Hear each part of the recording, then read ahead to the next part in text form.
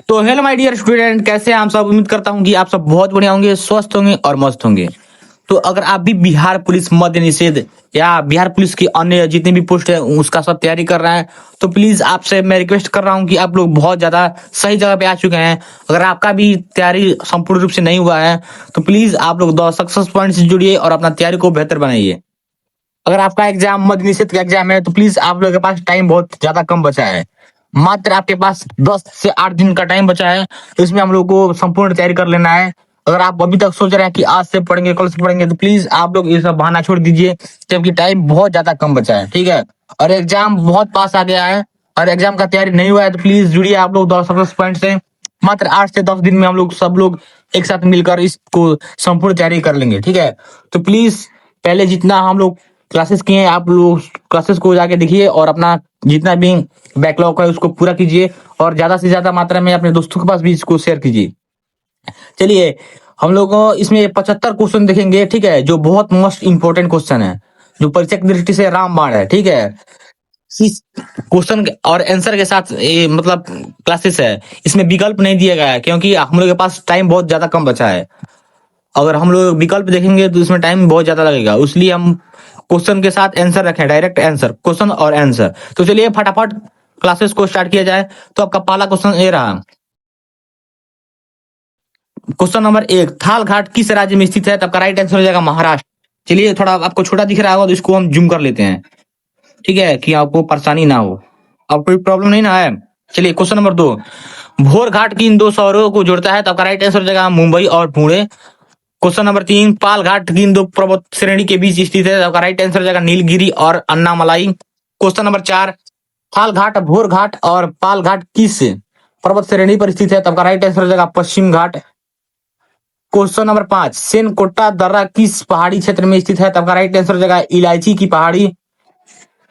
Question number 6, सेनकोटा दर्रा किन दो राज्यों को जोड़ता है? तो आपका राइट आंसर हो जाएगा केरल और तमिलनाडु। क्वेश्चन नंबर 7, काराकोरम दर्रा भारत के किस क्षेत्र में स्थित है? तो आपका राइट आंसर हो जाएगा लद्दाख।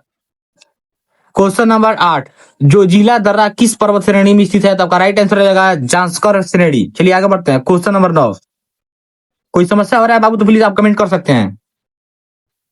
जोशीला दर्रा किस मार्ग पर स्थित है? तो आपका राइट आंसर हो जाएगा श्रीनगर से लेह मार्ग तक, ठीक है। चलिए क्वेश्चन नंबर 10, पीर पंजाल दर्रा किस राज्य केंद्र शासित प्रदेश में स्थित है? तब का राइट आंसर हो जाएगा जम्मू और कश्मीर। चलिए आगे बढ़ते हैं। क्वेश्चन नंबर 11, बनिहाल दर्रा किस पर्वत श्रेणी में स्थित है? तब का राइट आंसर हो जाएगा पीर पंजाल श्रेणी। चलिए आगे बढ़ते हैं। क्वेश्चन नंबर 12, बनिहाल दर्रा किन दो स्थानों को जोड़ता है? तब का राइट आंसर हो जाएगा जम्मू और श्रीनगर, ठीक है। चलिए आगे बढ़ते हैं। क्वेश्चन नंबर 13, अखिल दर्रा किस पर्वत श्रेणी में स्थित है? तब का राइट आंसर हो जाएगा काराकोरम श्रेणी। चलिए आगे बढ़ते हैं।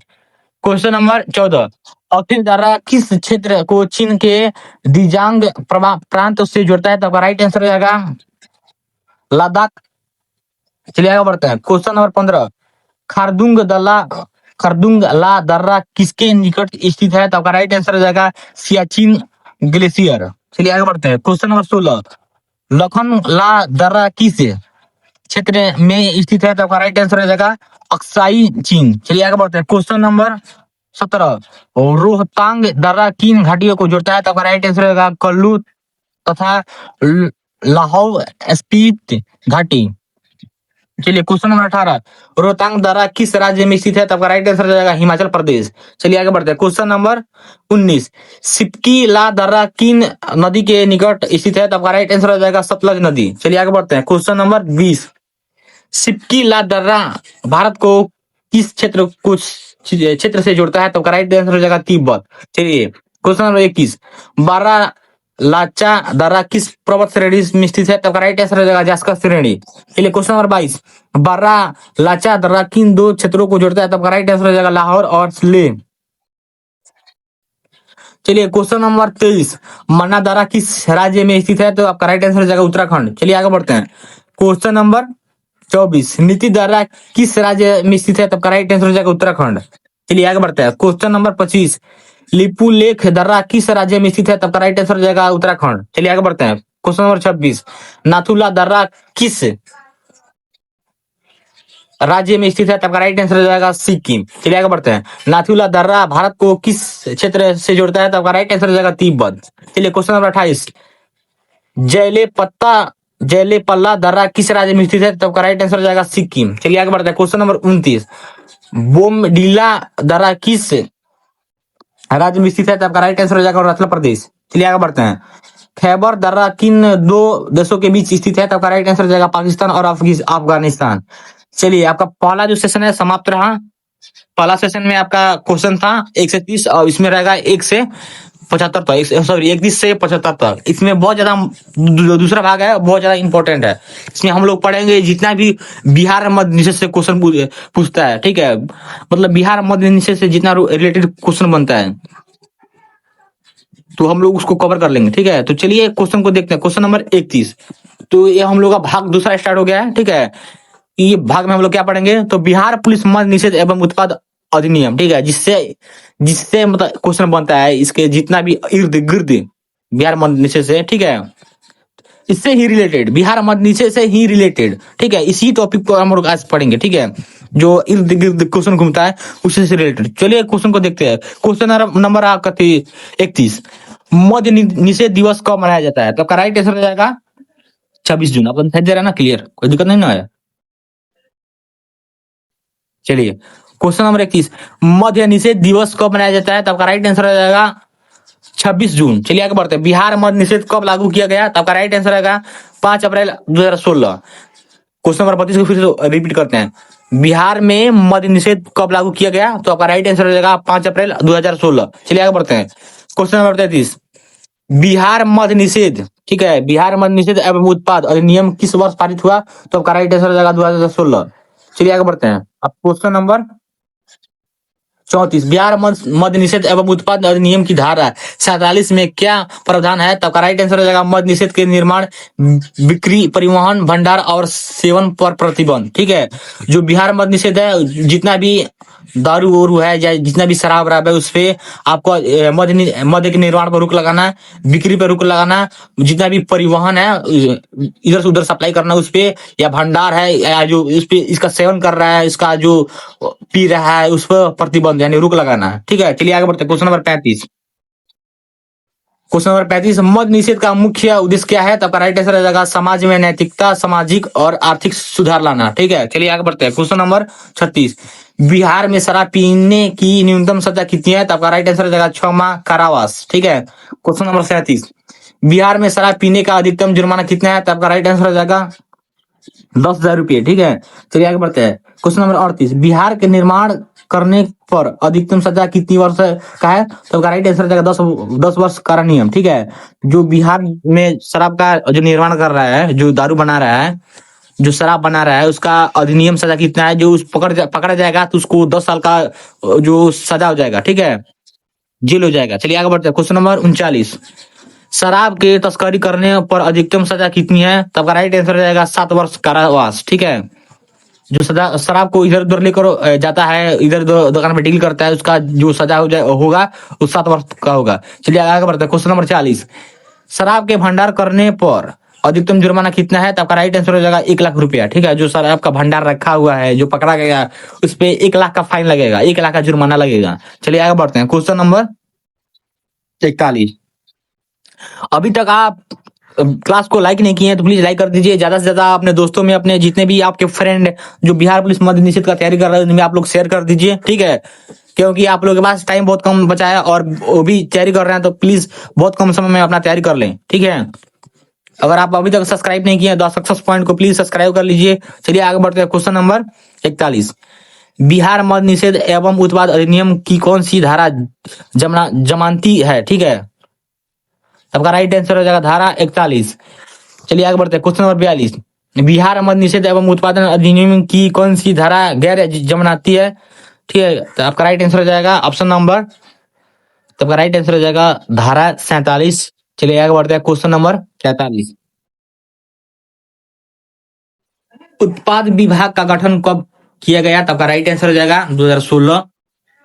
Question number 44। उत्पाद विभाग का मुख्यालय कहाँ स्थित है? तो आपका राइट आंसर हो जाएगा पटना।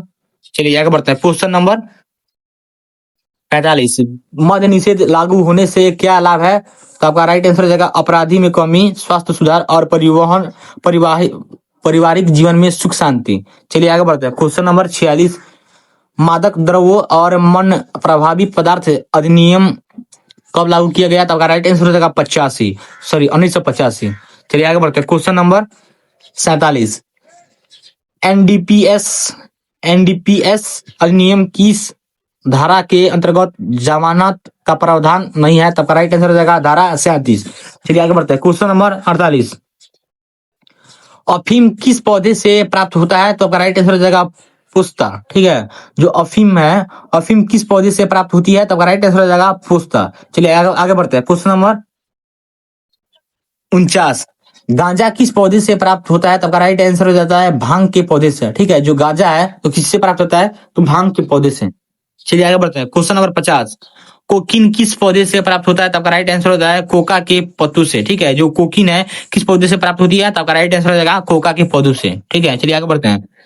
क्वेश्चन नंबर 51, अफीम की खेती भारत में कहाँ कहाँ की जाती है? तो आपका राइट आंसर हो जाएगा राजस्थान, मध्य प्रदेश और उत्तर प्रदेश, उसमें ही अफीम की खेती की जाती है। ठीक है, चलिए आगे बढ़ते हैं। क्वेश्चन नंबर 52, भांग की खेती भारत में मुख्यतः कहाँ की जाती है? तब का राइट आंसर हो जाएगा उत्तर प्रदेश, बिहार और झारखंड में। ठीक है, जो भांग की खेती है वो बिहार में भी होता है, उत्तर प्रदेश में भी होता है और उत्तराखंड में भी होता है। ठीक है, चलिए आगे बढ़ते हैं। क्वेश्चन नंबर 53, एस्केम क्या है? तब का राइट आंसर हो जाएगा हेरोइन का कच्चा रूप। ठीक है, जो एस्केम है, एस्मैक है, सॉरी स्मैक, स्मैक है क्या है? तो हीरोइन का कच्चा रूप है। चलिए आगे बढ़ते हैं। क्वेश्चन नंबर 54, ब्राउन शुगर क्या है? तब का राइट आंसर हो जाएगा हीरोइन का अशुद्ध रूप। ठीक है, चलिए आगे बढ़ते हैं। क्वेश्चन नंबर 55, हीरोइन किस से बनाई जाती है? तब का राइट आंसर हो जाएगा मॉर्फिन से। ठीक है, चलिए आगे बढ़ते हैं। क्वेश्चन नंबर 56,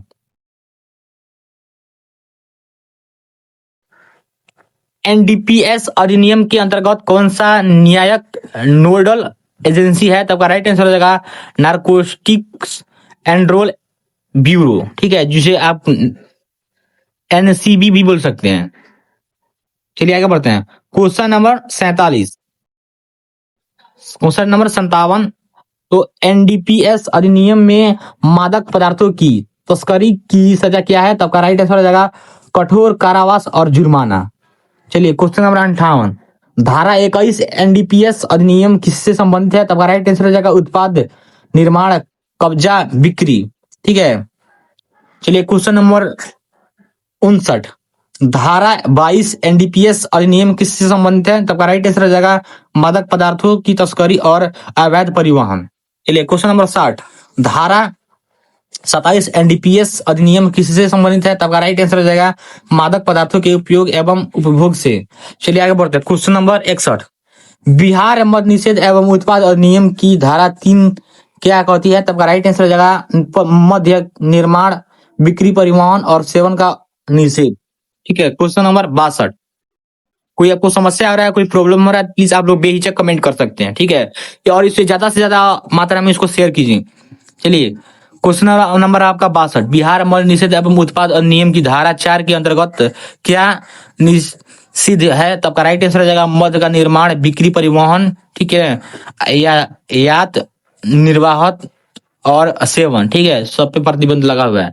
चलिए आगे बढ़ते हैं। क्वेश्चन नंबर 63, बिहार में विदेशी मद्य पर पूर्ण प्रतिबंध कब से लागू हुआ? तब का राइट आंसर हो जाएगा 1 अप्रैल 2016 से।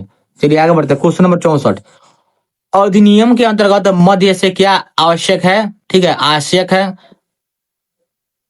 तब का राइट आंसर हो जाएगा ऐसा कोई भी पदार्थ जिसे पीने से नशा हो। ठीक है, कोई भी पदार्थ हो जो इसे पीने से नशा है, उस पर प्रतिबंध लगाया गया है बिहार में। ठीक है, तो इसको फिर से रिपीट करते हैं। अधिनियम के अंतर्गत मद्य से क्या आशयत है? तब राइट आंसर हो जाएगा ऐसा कोई भी पदार्थ जिसे पीने से नशा हो। ठीक है, चलिए आगे बढ़ते हैं। क्वेश्चन नंबर 65, बिहार में देसी शराब का पूर्ण प्रतिबंध लगाया गया? तब राइट आंसर है 5 अप्रैल 2016 में। ठीक है, बिहार में शराबबंदी कब हुआ? तब 5 अप्रैल 2016 में। चलिए आगे बढ़ते हैं। Question number 66,